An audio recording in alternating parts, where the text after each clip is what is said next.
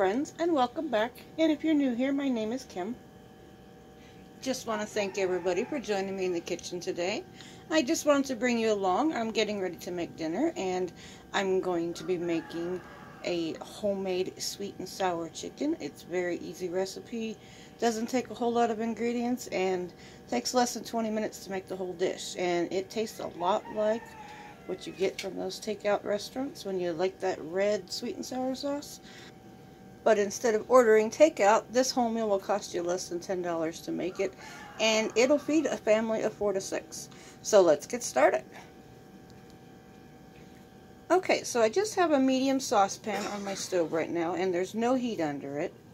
And I have 3/4 of a cup of white sugar and 2 tablespoons of cornstarch. And I'm just going to whisk this together just to mix the cornstarch and the sugar up. Just kind of want to get the lumps out. The lumps are from my sugar. The humidity's been real high lately, so everything is kind of lumpy right now. Okay, to this I'm going to add a 1/2 teaspoon of salt.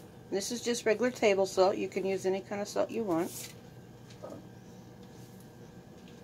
And then I'm going to add 1 cup of water. I'm going to stir this up a little bit to get it mixed up. And then we're going to add 4 teaspoons of white vinegar.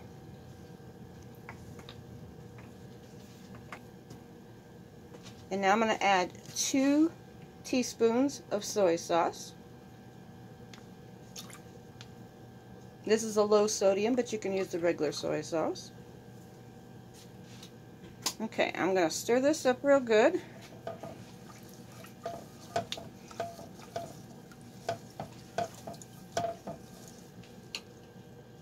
Okay, I'm going to turn my burner on to medium-high, and we're going to get this simmering. We need to bring it up to a boil. Once we bring it up to a boil, this cloudiness will go away. Now this part is optional. This is just some red food gel that you use for like cake decorating. I'm just going to put just a little bit in here, or you can use red food coloring. You just put a couple drops in there until you get the right color. But like I said, this is just optional. This is just for this video. I don't normally put it in here. I'm just doing it to make it show that it's red, kind of like what you would get from a restaurant. But you don't have to put that in there if you don't want. But this is just red food gel that I'm using. Okay, I've been stirring continuously, and now I've brought it up to a low boil. And you see how it's nice and clear now? All that cloudiness has gone away. And I'm going to let this cook for about 2 or 3 minutes, and it's going to start to thicken up a little bit. We're just going to keep on stirring, and be careful because this is hot, sugary mess right now. You don't want to burn yourself with this. And I'm just going to keep stirring, make sure we get all that sugar dissolved. And now I'm going to add a 20-ounce can of chunk pineapple. You can use this, or you can use the tidbits if you want. I'm just going to put that in, and I'm going to bring it back to a boil. Okay, I've been boiling this for about 4 minutes, and it's nice and thickening up now. And this sauce is completely done, so let's get started on the chicken. I'm going to turn the burner off and set this aside. Okay, in my skillet here, I just have a tablespoon of vegetable oil. You can use any kind of oil, and I have it on a medium-high heat. We're going to cook this hot and fast. Okay, here I have 4 boneless, skinless chicken thighs. I just diced them up into 1/2-inch pieces. If you don't have thighs, you can always use chicken breast. You probably just need a couple of big chicken breasts for this. But I just happen to have some thighs in my freezer, so I just diced them up. And they're about 1/2-inch cubes. They're just bite-sized. And to this, I'm going to add about 1/2 teaspoon of black pepper. And then I'm going to add 1/2 teaspoon of garlic salt. We're going to get this frying up and get this cooking. It won't take long to cook because they're small pieces. And we do have it up on a higher heat.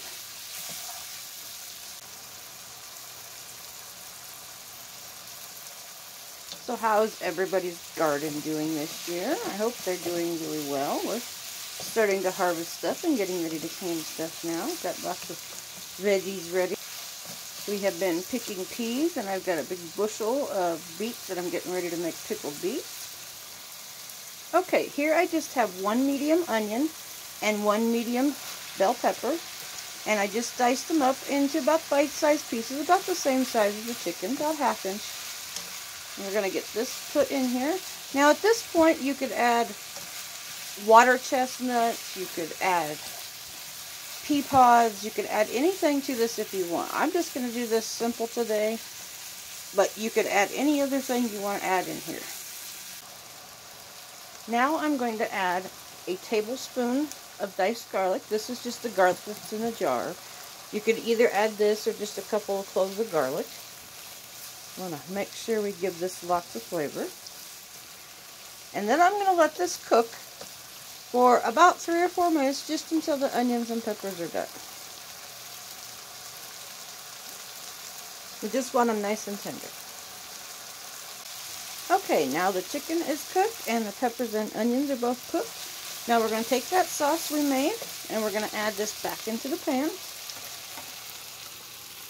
And I'm going to bring this back up to a boil, and I'm going to let it cook for about 2 or 3 more minutes, and then it will thicken up real nice. And we're going to be done with this dish. And I wish you could smell it. It smells so yummy. This is one of my favorite Chinese dishes, is the sweet and sour chicken. I also love sesame chicken, but I haven't mastered that one yet, so I'm working on that one.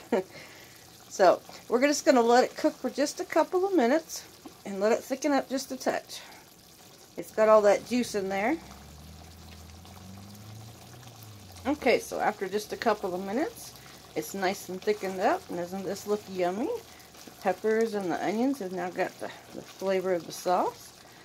So we're going to get this all plated up. I can show you what it looks like, and we're going to enjoy dinner. So here it is. I'm just going to serve it over some plain white rice today. And doesn't this look absolutely yummy? I wish you could be here to have a plate.